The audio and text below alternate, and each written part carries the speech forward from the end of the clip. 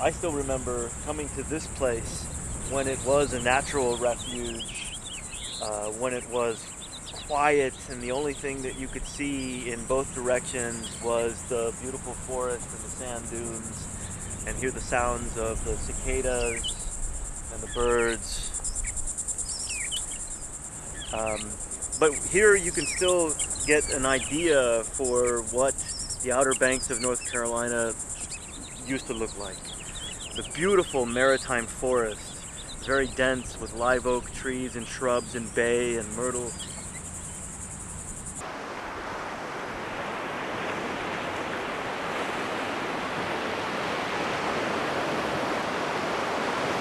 We're standing at the edge of an ancient forest here, and this forest provides us with direct evidence that this barrier island has been eroding and maybe even migrating landward with time.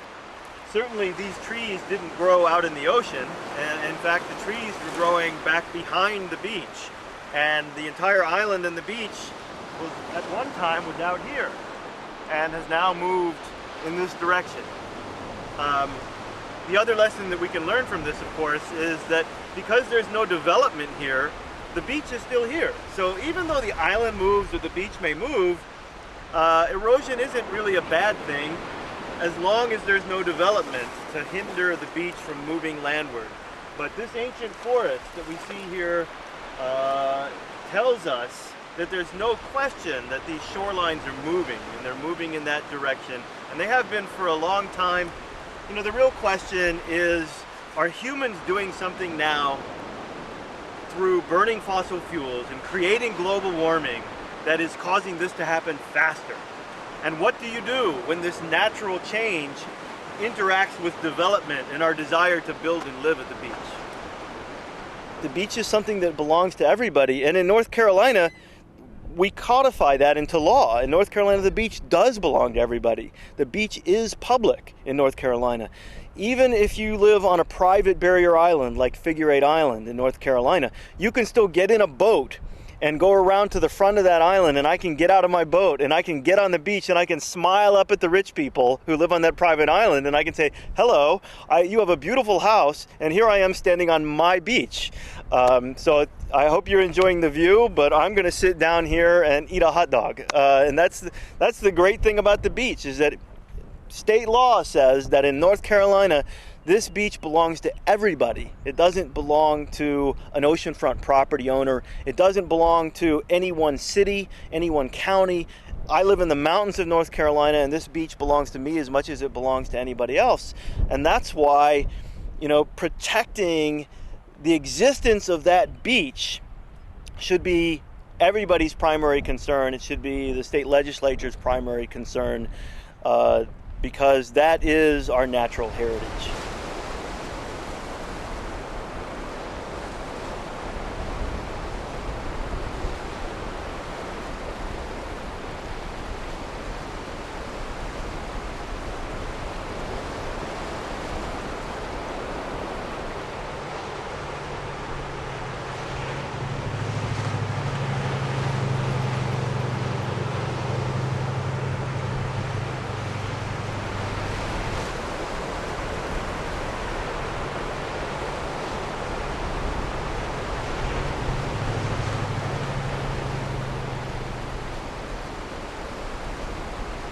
Is this a beach or a highway? It's a little bit difficult to tell. We used to drive to where the road would end, and then we would walk a half a mile up this way, and we were in paradise. And now I can't bring my 3-year-old son up here to go to the beach because he might get run over.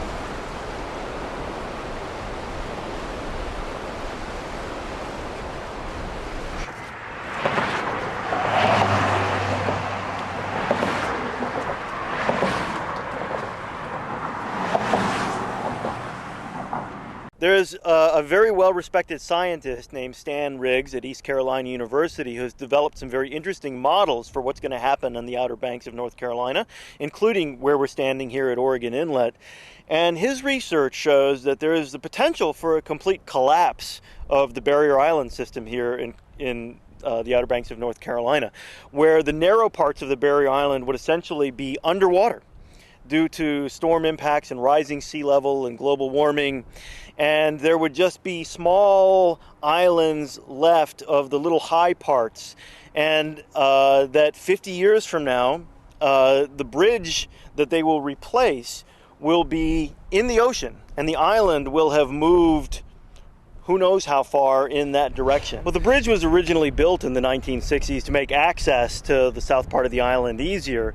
And primarily at the time, that was so that folks who live in the village of Cape Hatteras, which was a real working fishing village, could have easy access on and off the Outer Banks. There was some tourism industry, but not nearly what there is today. Of course, the primary arguments made for the bridge today are tourism-based arguments. We have 5,000 cars a day that cross the bridge. There's a tremendous amount of development down there. And so, you know, if you create the infrastructure for people to get someplace, then surprise, surprise, all of a sudden there are more people there. And then you have an argument for not getting rid of the bridge because now there's too many people there because you built a bridge. And so the ferry system was ruled to be unpractical because that would reduce the amount of traffic that could get to the south part of the island. Of course, in my mind, that would be the perfect solution to so many of the problems that we have down here, is to reduce the amount of traffic and reduce the number of people who are down there.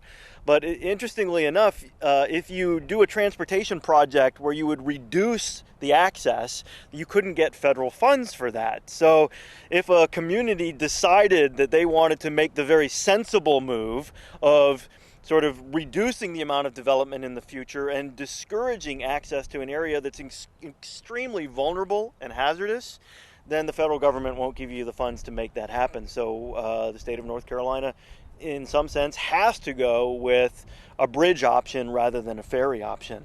And now the bridge is used primarily by tourists, and so the argument used for replacing the bridge in a very expensive fashion is primarily by the tourism economy, not just to feed the nice little quiet fishing village that used to be down there.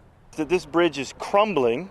It has a very low rating, one might argue, could collapse at any point. So the bridge has to be replaced.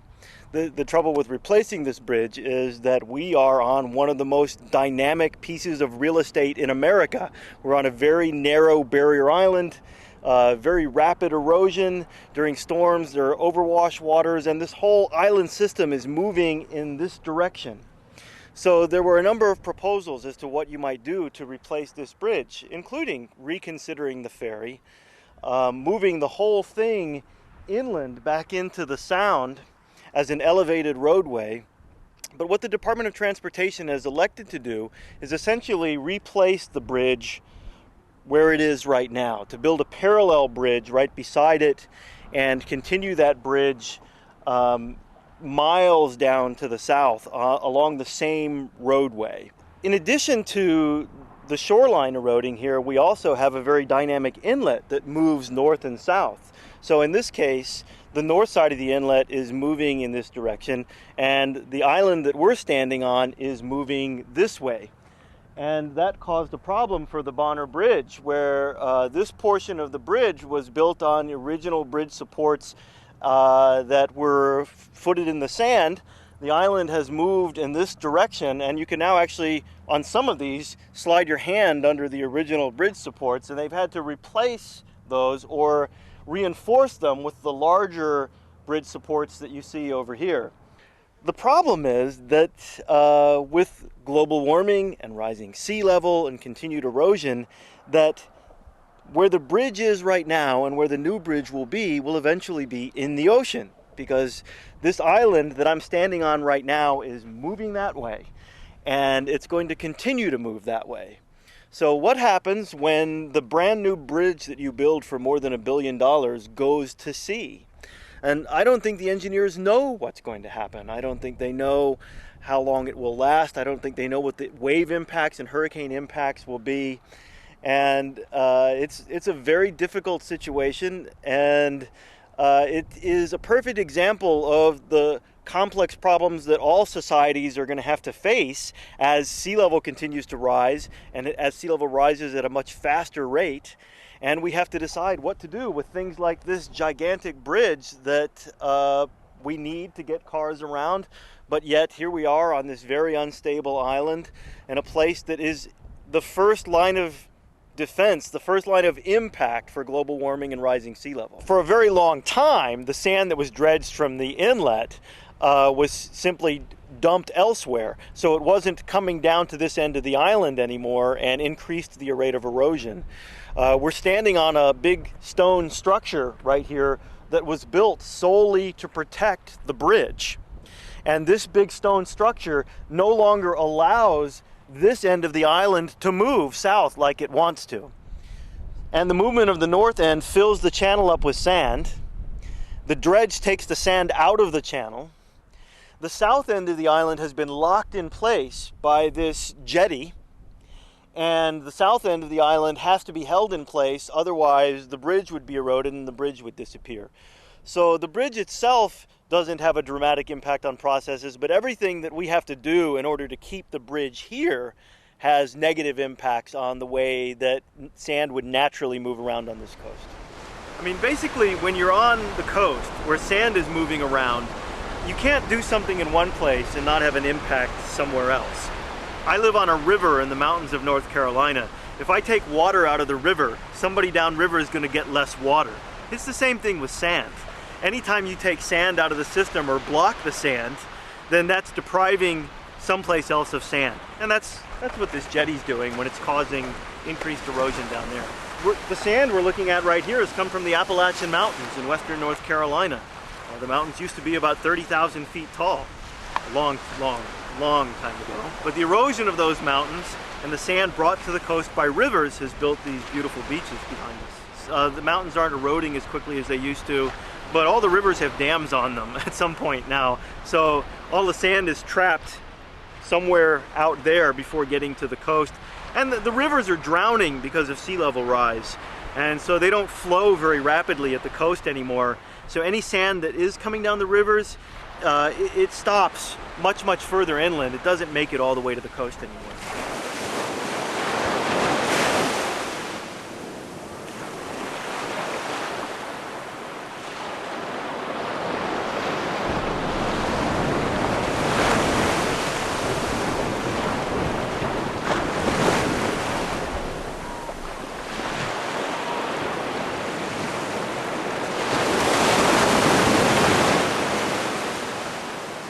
Here we are in South Nags Head, North Carolina, one of the highest erosion rates in the state of North Carolina. You can see back behind us here on the beach are a number of beach homes that are going to sea. Currently they're protected by very large sandbags. These sandbags are so big you have to fill them in place with a sand slurry that's piped up from the beach here. And most of these houses here, they're going to be ordered to remove these sandbags by the Coastal Resources Commission and the Division of Coastal Management fairly soon. If that actually happens, then of course most of these houses are gone. But the place we're standing is a perfect example of how oceanfront property can steal the beach. If you look behind us, the public beach is now covered by homes and covered by sandbags. And that's really not the way it's supposed to be. And I think it's very important to understand that coastal erosion doesn't make the beach disappear. Coastal erosion just moves the beach from one place to another. So even though the shoreline might be moving, the beach will still be okay, unless there are buildings in the way. And if there are buildings in the way, then when the beach moves, the buildings end up on the beach. If we look around in this direction, you'll see that when the beach can move without buildings, there's still a pretty big beach over here. In this case, the beach has simply moved and changed position, but there's still a beach that people can lay down on. Over here, because we have oceanfront property that's a little bit too close to the water, when the beach is trying to move this way, it simply disappears in front of these buildings and in front of these sandbags. So, you know, these homes have sort of stolen the public recreational beach from everybody simply by their presence. And that's why they're going to be ordered eventually to take these sandbags out. And when the homes disappear, the beach will be back. Obviously, the price of some of these houses has decreased because they're in a very tenuous position. And my understanding is that there have been some real estate speculators that are buying a number of these houses with the hopes that someday the state of North Carolina or the county will pump up a new beach here, and then these houses will be worth hundreds of thousands, if not millions of dollars again. The hope of these investors is that the taxpayers of North Carolina, or maybe the taxpayers of this county, will pay for that beach. You know, we certainly believe that anytime you have a beach nourishment project, it's the people who own this investment property that should be paying most, if not all, of the cost, because they're the ones who are going to get the real financial benefits.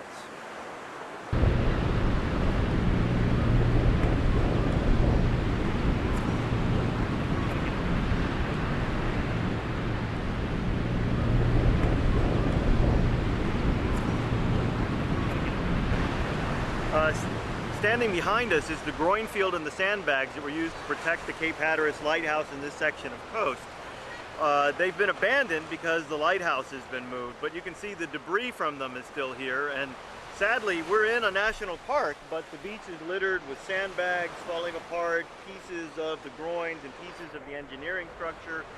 And you know, and coastal engineering has its legacy that's left even after the shoreline is abandoned.